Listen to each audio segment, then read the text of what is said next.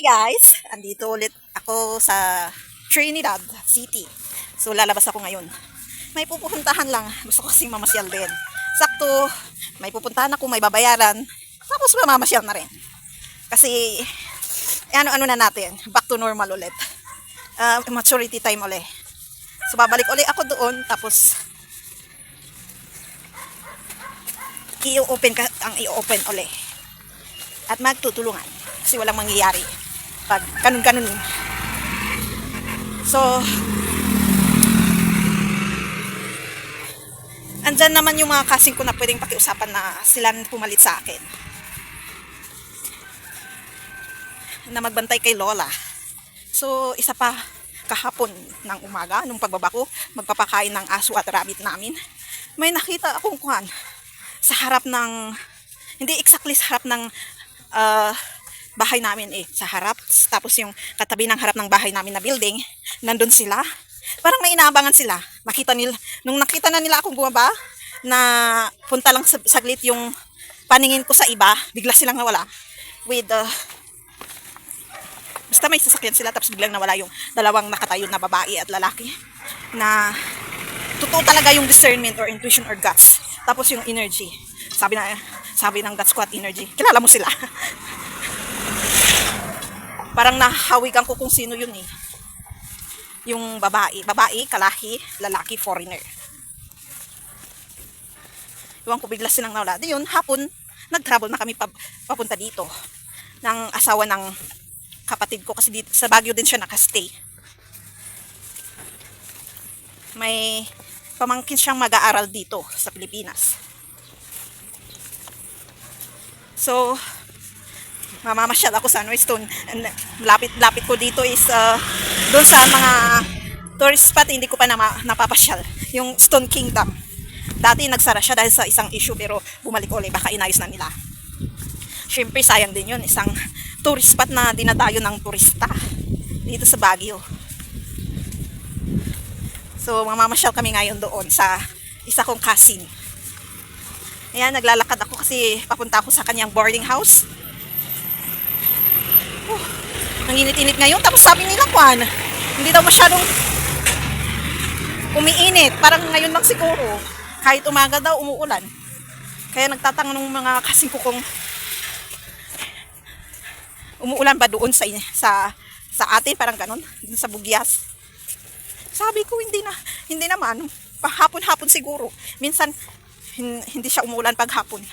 Sabi nila sa akin. Kahit umaga daw.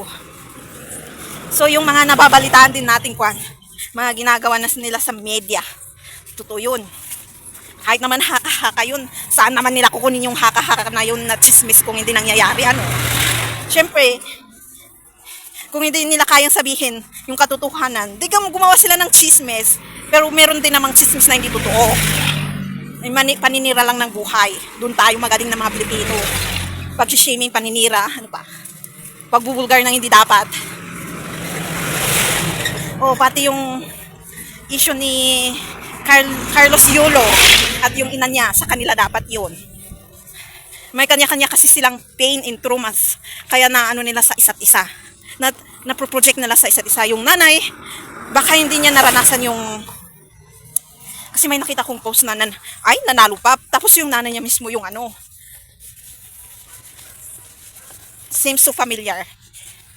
Kahit man ang sakit sabihin, ganun din ang magulang ko. Ikaw lang na nakakaintindi at mas advance ang mag-iintindi sa kanila. Yung kulang na lang, ako ba ang magulang? Pag ikaw mag-advise sa kanila. Wait a minute, ako ba ang magulang or ikaw? Parang sabihin mo lang sa isip mo. Or ako ba talaga ang mag-a-adjust? Sino bang magulang sa atin? Sino ba dapat ang mag-intindi? Kasi sino ba ang mas matanda? Ganun talaga ang buhay between maturity. Kung ikaw ang unang nag-mature, ikaw ang unang magbigay ng patience control. At pag may kakayahan ka, binigay ng ating Ama na Panginoon, ang Diyos.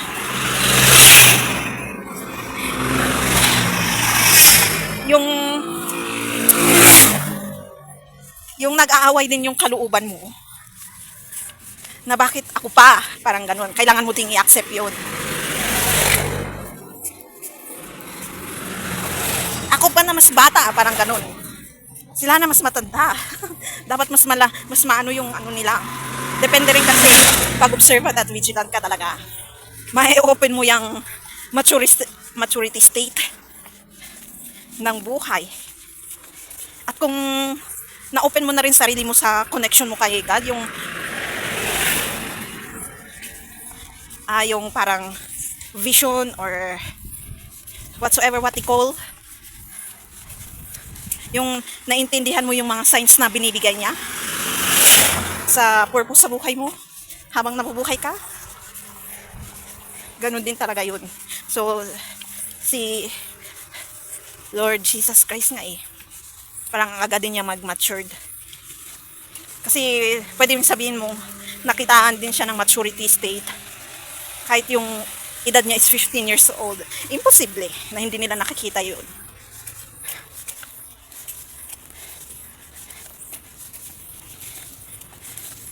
Yung nag-aaral pa siya ng mabuhay. Yung inaaral pa niya ang hindi inaaral, sabihin mo, kinokonek niya yung knowledge at intelligence niya sa buhay. Kasi alam na niya yung purpose niya hanggang naging teacher siya. Na dumadayos siya sa iba-ibang lugar. Yung summary na lang is yung opening mo ng yung ano ba kasi na-open na yan, binuksan mo yung knowledge at intelligence mo, tapos i-share mo sa ibang tao. Ayan.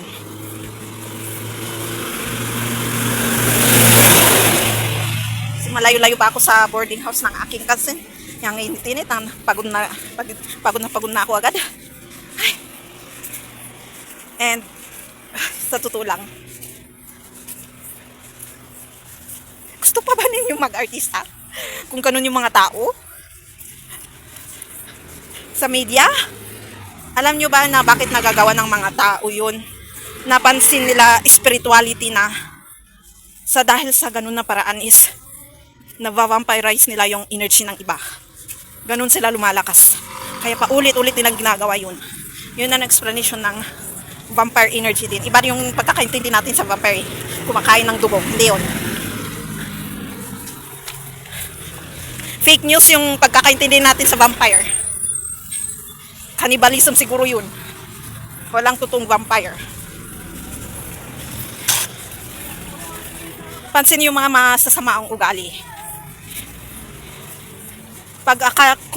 Kung may nangyari, tapos alam nilang parang kaya kong apak-apakan tong taong to. Nung sinimulan niya, at hindi ka umimik, paulit-ulit niyang gagawin yan. Kasi doon siya gumagawa ng lakas ng loob. Lakas ng loob na yan is nakakonect din sa energy. Kaya, sa ating president, sana may lakas ng loob din siyang sitain yung mga sanga niya. Parang si past President Duterte. Yung sisitain niya yung mga nakaupo, nakasama niya na opisyalis at yung mga nagtratrabaho sa gobyerno para iayos nilang trabaho nila. Kasi tingnan nyo nga ang NIDA, 21 pesos years old. 21 pesos. May kaya ka na doon or 64 pesos.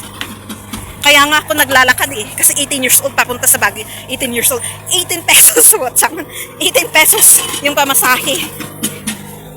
Kasi pag sa KM6, nabawasan na ng 3 yung pamasahe. So balikan 30 plus. Mamamalingki ka. Sabihin mo nang may 20 pesos na gulay. Wala pang rice doon. 1 kilo, mahal, 60 plus. Siguro may mura yung pinaka low class na klase ng rice. Hindi kaya tanungin nilang sarili nila. Paano sila gumastos? Yung mga nakaupo dyan sa ano, yung nag-survey. Sa isang araw, 100 kulang nga eh, 3 times a day. Lalo pag, okay lang siguro kung mag-isa ka. Doon sa 64 na yun. Kung marami kayo. Tapos 3 times a day. Oh my gosh. Parang nakakahiya na. Nakakahiya. Lumalabas ang katotohanan nakakahiya yung mga nakaupo sa gobyerno. Ang hinihintay lang nila yung sweldo nila. Seems so familiar. Dito rin naman sa amin nananahimik lang ang tao. Noon pa. Wala kasing maninitay. Kahit naman nandito si Digong ginagawa pa rin nila. May paraan pa rin sila mag-corrupt. Corruption din kasi yung hindi nila ginagawa yung trabaho nila ng mabuti. Kahit nga yung yung store, tapos kumuha ka ng tagabantay mo. Tapos nandun lang, nakapapetex-petex, nakaupo. Hindi niya inaasikaso yung customer. Kaya nga, nung nagpurong kami ng business, kami pa rin yung Kasi baka mas magaling pa ako magbenta kaysa yung kukunin na magbabantay. Lalo yung babantayan is mga damit. Okay lang siguro pag sa store. Kasi yung tao mismo ang lalapit. Pero sa mga damit, kailangan mo din naman ng sales stock doon. So, hindi sa pagyayabang kasi sa totoo lang, alam ko din po ang trabaho ko kung ako mismo ang nagbantay. Marunong po akong makisama sa aking boss. Iniisip ko po kung ilan yung ipapasok kong benta sa isang araw. Siyempre kung wala akong nabenta, nakukonsensya ako. Di anong magiging sweldo ko sa araw na yun. Yun siguro din nawawala yung konsensya, Kaya hindi natin naisip yung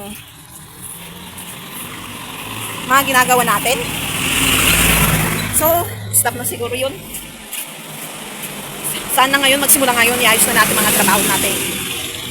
Kasi kung hindi natin iayos, wala din.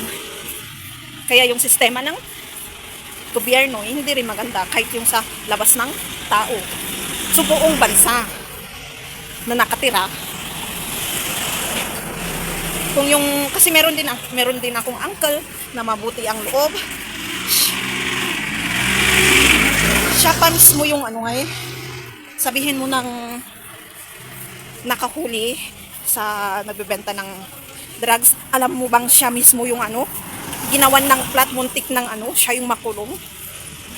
So, yung mabubuti ang loob. Sa kanilang trabaho, ginagawa talaga nila yung trabaho nila. Sila mismo ang nadidiin sa kasamaan ng iba.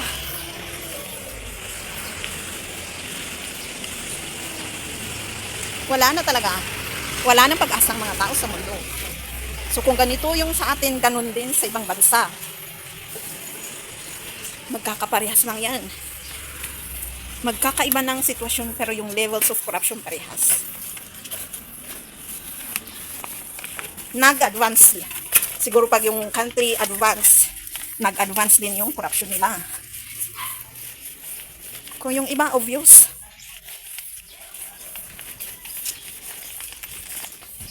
Yung iba, kunwari, wala, pero pag tignan mo mabuti, ganun din So, see you again. See you na lang mamaya sa sa may Stone Kingdom. See you. Hi! Andito na kami sa Stone Kingdom, pero ang mahal Ayan. Ang Faymet 100. Pero okay na rin. Hindi pala kita dito sa road yung itsura niya. Kailangan pumunta ka doon. Dito na tayo. Ayan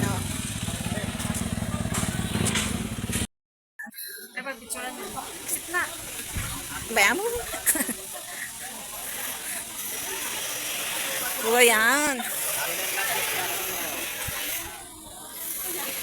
Kasi ilang beses kung gustong pumunta dito. So, itutuloy ko yung So, lahat dinaragdagan ko na talaga para hindi maging boring yung tour. Sa isang magulang at anak, yung tatay din sana kasi pumagit na sa kanila. Kaya doon ko din napapansin na imbis na siya yung mag-ayos na matured, tumatahimik lang. So, reality, sila na lang mag-ina ang mag-ayos. Problema na nila yun, hindi tayo dapat makialam. Oh, ang ganda. With the bridge. Huh? Bago ata yan eh. Oo, bago ata yan. Kita naman. Ano, oh, ano pa siya, basa pa siya, oh. Gusto ko din pumunta sa taas. And sa isang pagiging leader,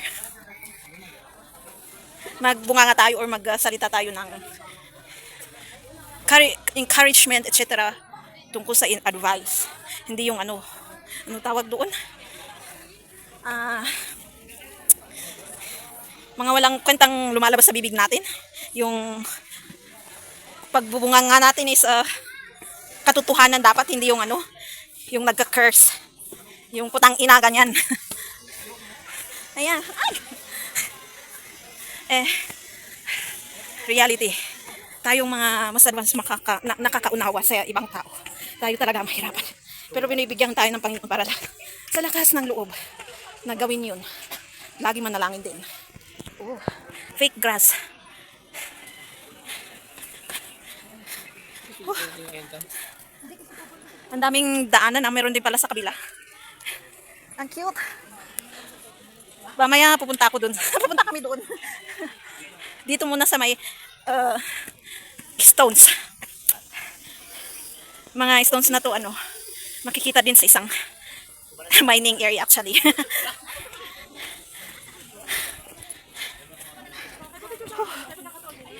Puntahan natin lahat. Ay, sigaw ka din ng hep hep. Baka may sumagot ng huray. Huray. Nakakapagod. Pero buti na lang hindi hagdan. Ano siya? Tara pa sa taas. Ay, hindi ito papuntang taas din to.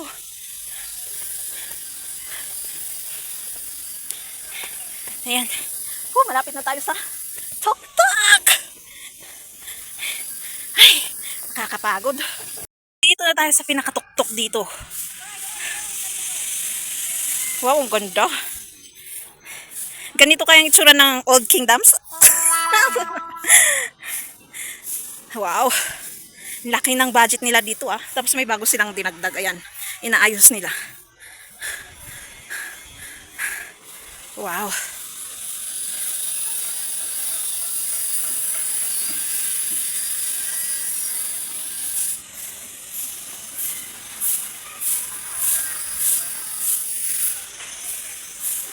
Tapos, pupunta tayo sa bridge na yon. Papunta doon. Ganyan. Ganyan. Tapos doon. Bibidyo ko din siya. Ayan. Sa bridge. Papunta doon sa taas. Mas maganda yung video sa sa taas. Ayan, yung entrance. Diyan kami dumaan kanina. Ha? Akala ko kung yung na yun. Akala ko kung yung sound na yun, lindol. Mukhang lindol yung sound. Tapos andun pa kami dun. So may nakita kami dito, Igorot Gold Mine. Pero akala ko hindi butas, ayan. Pero ganito talaga ang mining dito. Meron pa yung mas maliit yung butas kaysa dito. Halos in 1/4 nito. Ayan. Tara na sa taas. Wow, so dinadagdagan din dito na area, wow. So sa kanila lahat to, yung wow, ang lawak May kanya-kanya silang revolto Ito yung yung pinag-usapan nilang bulol ba yun? Yan is pag mag-ano ng ifugaw ng palay. Ang ganda rin ng view dito. Choice. And dito na tayo. Tataas tayo dito. Dito na tayo sa tuktok. Ayan. Ito.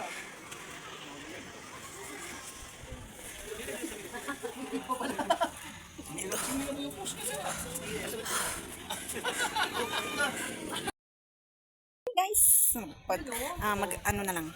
Let's just understand one another. Ayan. Hindi kami pumunta doon sa kabila sa yun. Saan yun? Turo-turo. Diyan. Ayan. At doon sa taas. Pwede pa lang pumasok oh. Sa gilid kami dumaan. Pinakagilid. So ayan. Thank you for watching. Don't forget to subscribe. Click the bell notification. Comment if you want. And share so next video. See you again.